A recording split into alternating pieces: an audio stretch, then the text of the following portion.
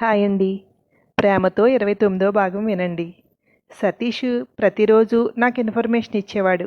లావణ్యతో ఏం మాట్లాడాడో, సురేష్తో ఏం మాట్లాడాడో, వాళ్ళని ఎలా మోసం చేస్తున్నాడో ఇవన్నీ నాకు చెప్పేవాడు. అలా నేను దానికి ఎడిట్ అయిపోయాను. ప్రతిరోజు అతని నుండి విషయాలు తెలుసుకోవడం కోసం వాడు ఎంత డబ్బు అడిగితే అంత డబ్బు ఇచ్చేసేవాడిని. దీనికోసం అప్పులు కూడా బాగానే చేశాను. సురేష్ దుబాయ్ వెళ్తున్నాడని తెలిసినప్పుడు మళ్ళీ సురేష్ని కలిశాను. దుబాయ్ వెళ్తున్నావు అని తెలిసింది, అందుకే కలుద్దామని వచ్చాను అన్నాను. నీకెవరు చెప్పారు అన్నాడు. ఎవరు చెప్తే ఏంటి, నువ్వు వెళ్తున్నావా లేదా అన్నాను. వెళ్తున్నాను. అమ్మకి నాన్నగారికి చెప్పావా అన్నాడు. వెళ్ళేవాడివి నువ్వే చెప్పాలి. నన్ను అడిగితే చెప్పేవా అని. నీకు మేమెవరూ అక్కర్లేదు. అమ్మ నాన్న అంటే గౌరవం లేదు. అది ఉన్నవాడివైతే ఇంటికి వచ్చి చెప్పేవాడులే అన్నాను. అంటే నేను వెళ్తున్నట్టు తెలుసుకున్నావు కదా, వాళ్ళకు కూడా చెప్పావేమోనని. నేను ఇప్పుడు చెప్పాలనుకోవట్లేదు. అక్కడి నుండి వచ్చాక అప్పుడు కలుస్తాను. వాళ్ళకి ఈలోపు నా మీద కోపం పోతుంది అన్నాడు. నేను చెప్పనులే, కానీ నువ్వు ఎలాగో దుబాయ్ వెళ్తున్నావు కదా, నాకు ఒకసారి లోన్ కోసం ఒక్క సైన్ చేసి వెళ్ళొచ్చు కదా. నువ్వు ఎలాగో అక్కడికి వెళ్ళి బాగుపడతావు. నువ్వు వచ్చేలోపు నేను కూడా కొంచెం బాగుపడతాను కదా అన్నాను. నీ మీద అంత నమ్మకం ఉంటే నాన్నే వచ్చి సంతకం పెట్టేవారు.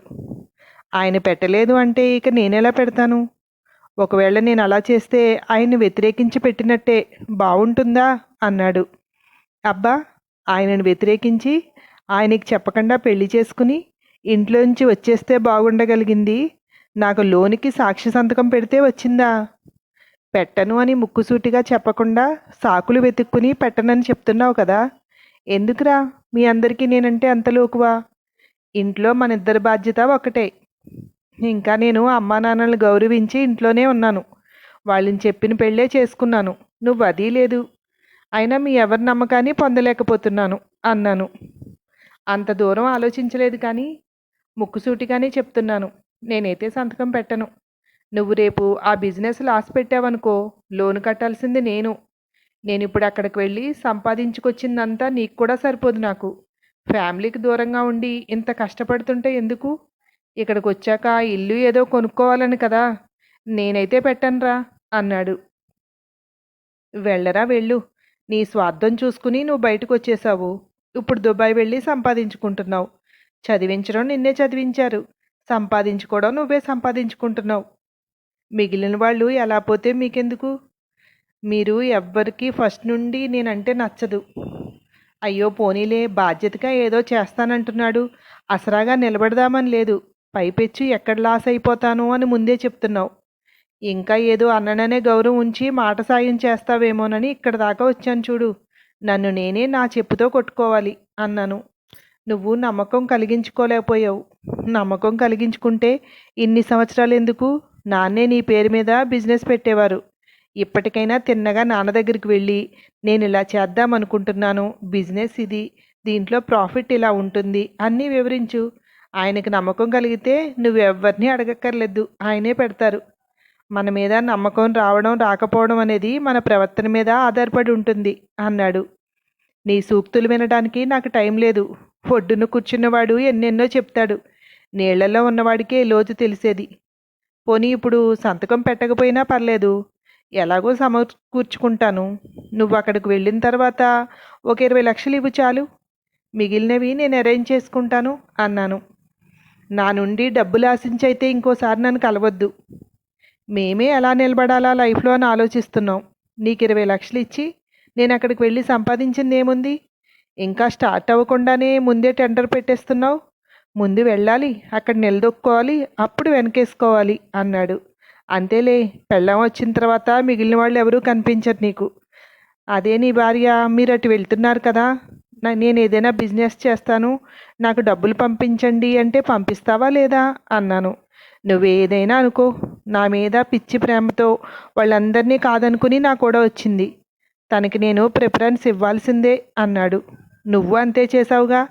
తన మీద ప్రేమతో మమ్మల్ని అందరినీ వదులుకొని బయటకు వచ్చావు. తను నీకు ఆ ప్రేమను అలాగే ఇస్తోందా అన్నాను. ఎవరైనా ఇస్తుంటేనే తిరిగి ఇవ్వగలరు, వాళ్ళు ఇవ్వకుండా ఎంతసేపు మనమే ఇవ్వాలి అంటే అవ్వదు అన్నాడు. నువ్వు నా గురించే ఇండైరెక్ట్గా మాట్లాడుతున్నావు కదా. నేను నీకు ఎప్పుడూ ఏమీ ఇవ్వలేదు కనుక ఇప్పుడు నాకు ఇవ్వనంటావు. నీ కాలేజ్ టైంలో నువ్వు 1, 2 సార్లు నన్ను అడిగావు. ఇవ్వడానికి నా దగ్గర ఏముందిరా? ఎప్పుడైనా నేను గట్టిగా సంపాదించానా? నువ్వు అడిగితే నాన్న మాట్లాడకుండా ఇస్తారు. అలాంటప్పుడు ఇక నేను ఇవ్వడం ఎందుకు అని నీకు ఇవ్వలేదు. నువ్వంటే మంచి జాబ్ వచ్చింది, సంపాదించుకుంటున్నావు. ఇప్పుడేమో మళ్ళీ దుబాయ్ వెళ్తున్నావు అన్నాను. ఇప్పుడు దుబాయ్ వెళ్తున్నాను అంటే అక్కడి నుండి డబ్బులు తోడు తెచ్చుకోవడానికి కాదుగా, అక్కడ కూడా కష్టపడ్డానికే.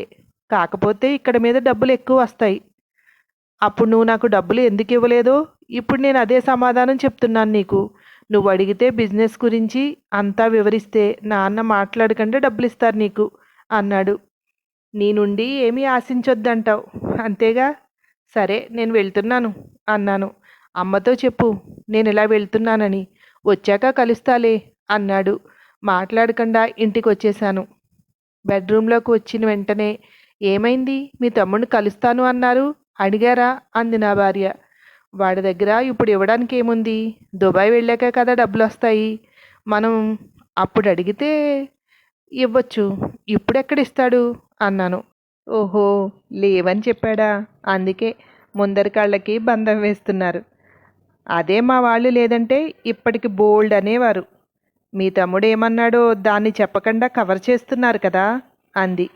నువ్వేమైనా అనుకో, వాడు ఇప్పుడైతే ఇవ్వలేడు, తర్వాత చూస్తాడు అన్నాను. చూస్తాడా ఇస్తాడా, ముందది కన్ఫర్మ్ చేసుకోండి. చూడడం అంటే ఇక చూడడమే. ఇస్తానంటే కనీసం ఇస్తా అన్నాడు కదా, ఎంతో కొంత ఇవ్వు అని అడగచ్చు అంది. సైలెంట్గా కూర్చున్నాను. నాకు ముందే తెలుసు, నేను మా పుట్టింటోళ్ళు ఎందుకు పనికిరాని చవట దద్దమ్మల్లాగా మిమ్మల్ని నమ్మాం. ఇంట్లో వాళ్ళు ఎవ్వరూ కూడా మిమ్మల్ని నమ్మరు. అలాంటిది మా వాళ్ళు నమ్మి నన్ను ఇచ్చారు చూడండి, ఇంతకంటే తెలివి తక్కువ పని ఇంకోటి లేదు అంది. ఇప్పుడు నీకేం లోటు వచ్చింది?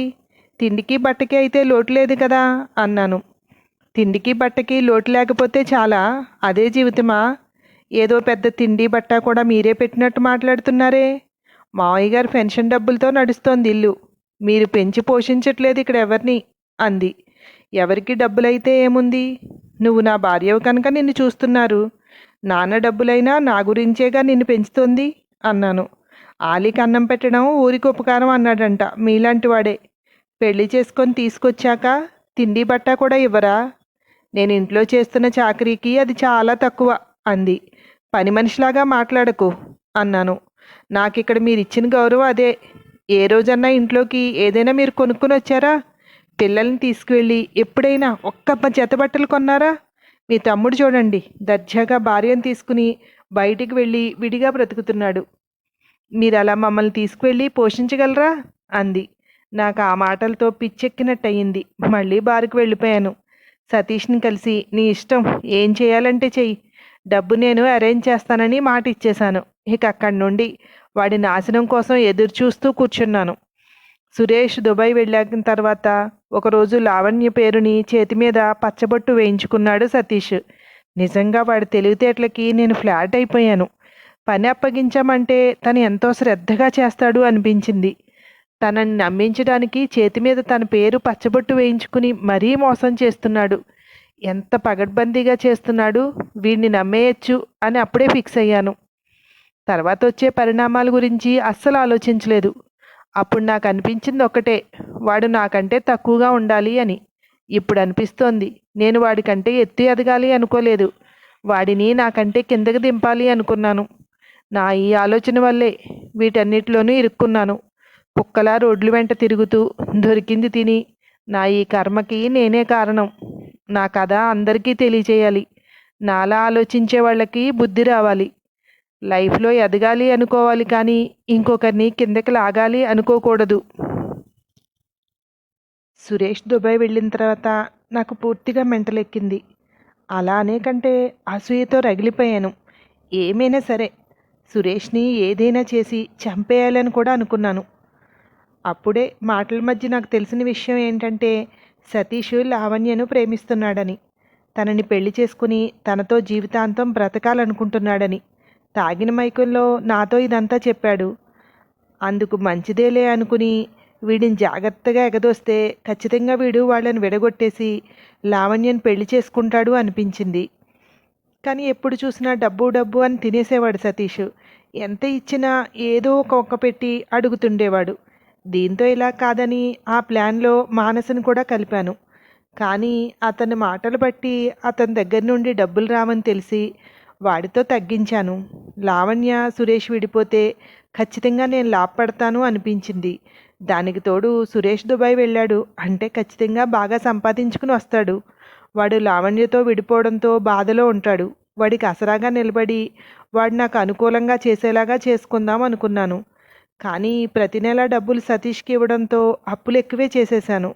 వాళ్ళు ఇంటికి రాకుండా నాన్నకి తెలియకుండా మేనేజ్ చేసుకోవడం చాలా కష్టమయ్యేది. ఒకరోజు నేను బయట వాళ్ళతో మాట్లాడుతున్నప్పుడు, "నువ్వు రోజు ఇలా తప్పించుకుంటే మీ నాన్నగారితో చెప్పాల్సి వస్తుంది" అన్నారు వాళ్ళు. "ఎందుకు? నాకు ఇంకా కొద్ది రోజులు టైం ఇవ్వండి. మా తమ్ముడు దుబాయ్ వెళ్ళాడు. వాడు అక్కడి నుండి డబ్బులు పంపిస్తాను అన్నాడు. ఇంకా పంపించలేదు. అందుకే మీకు ఇవ్వలేకపోయాను. నెల రోజులు టైం ఇవ్వు, మొత్తం క్లియర్ చేసేస్తాను" అన్నాను. కరెక్ట్గా నెల అంటే నెల రోజులే. నెల రోజుల్లో ఒక్కరోజు దాటినా నేను మీ ఇంటికి వచ్చి కూర్చుంటాను. నువ్వు సంతకం పెట్టిన పేపర్స్ నా దగ్గర ఉన్నాయి, మర్చిపోకు అన్నాడు అతను. వాళ్ళు వెళ్తుంటే వెనక్కి తిరిగేసరికి అక్కడ నాన్న ఉన్నారు. అక్కడి నుండి తల వంచుకుని వచ్చేశాను. మా మాటలు ఎప్పటి నుండి విన్నారో తెలీదు. ఆయనకి అర్థమైందో లేదో కూడా నాకు తెలియలేదు. అయినా నన్ను ఏమనలేదు. ఎందుకు అప్పు చేయాల్సి వచ్చిందో ఆయనకు తెలుసా? అడిగితే ఏం చెప్పాలి? భయమేసింది. ఆయన మీద పెట్టకుండా ఎలా అయినా సరే అప్పులన్నీ నేనే తీర్చేయాలి అనుకున్నాను. అదే ఆలోచన, ఇక మరో ఆలోచన లేదు. అదే ఆలోచనలో ఏం చేస్తున్నానో తెలియకుండా చేసుకుంటూ వెళ్ళిపోయాను. నాకు సతీష్ తాత్సారం చేస్తున్నాడు అనిపించేది. సతీష్ లావణ్యకి ఏ లోటు లేకుండా అన్నీ చూసుకునేవాడు. మళ్ళీ అది నా డబ్బులతో. ఎంతో మంచిగా ఉంటూ లావణ్యతో మాట్లాడుతున్నాడు. అటు సురేష్ తోటి మాట్లాడుతున్నాడు. వాళ్ళు బాగానే ఉన్నారు. నన్ను వెధవం చేస్తున్నాడు అనిపించింది. అందుకే ఆ రోజు సతీష్తో పెద్ద గొడవ పెట్టుకున్నాను. నా కర్మ కొద్దీ అది కూడా నాన్న చూసేశారు. ఏదైతే నాన్న వరకు వెళ్ళకూడదు అనుకున్నానో అది ఆయన దృష్టికి వెళ్ళిపోయింది.